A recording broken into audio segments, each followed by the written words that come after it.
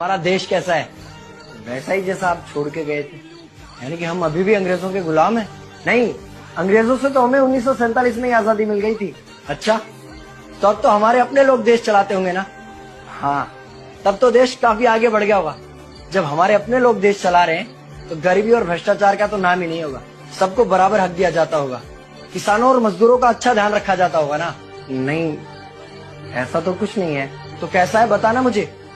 कैसे हमारे अपने नेता, हमारे आजाद भारत के नेता, 100 साल हो गए मुझे गए हुए, बताना। हमारे अपने नेता वो तो अपनी जेबें भरने में लगे हुए हैं। आने वाली 7 पीढ़ियों को नहीं बल्कि 700 पीढ़ियों को ना कमा कर खाना पड़े उस चीज के इंतजाम में लगे हुए हैं। तो तुम लोग क्या कर रहे हो और हमारे देश का युवा क्या कर रहा है? हम लोग तो इंस्टाग्राम पर रील्स देखने में बिजी हैं। यानी कि हमारी कुर्बानी का देश के लोगों पर कोई असर नहीं पड़ा।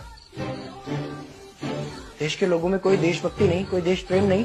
नहीं, ऐसा नहीं है। आपके लिए और देश के लिए बहुत प्रेम है भारत के लोगों के दिलों में। हर 15 अगस्त और 26 जनवरी को तिरंगा फहराते हैं, पूरे जोश के साथ भारत माता की जय बोलते हैं और आपकी डीपी भी लगाते हैं। और भारत और पाकिस्तान के क्रिकेट मैच के दौरान तो हमारी देशभक्ति पीक पर होती है। तुम इसे देशभक्ति समझते हो? तो फिर क्या है देशभक्ति? अगर तुम्हारी देशभक्ति समाज को सुधारने में, गरीबों को अच्छी शिक्षा या बराबर का हक नहीं दिलाती तो कोई काम की नहीं है तुम्हारी देशभक्ति। भ्रष्ट नेताओं और सरकार के खिलाफ आवाज उठाओ, लोगों को एकजुट करो। लेकिन अगर हमने सरकार के खिलाफ आवाज उठाई या नेताओं से सवाल पूछे तो हमें एंटी नेशनलिस्ट कहा जाएगा या हमें गद्दार करार दे दिया जाएगा। तो डरता है। 23 साल का था मैं जब अंग्रेजों ने मुझे फांसी पर चढ़ा दिया। मुझे तो आतंकवादी कहा गया था। अगर अब नहीं जागे तो ये देश सोता रहेगा। ये सरकारें, ये नेता देश को बेच खाएंगे। इस भ्रष्ट सरकारी तंत्र से लड़ो। देश को क्रांति की जरूरत है।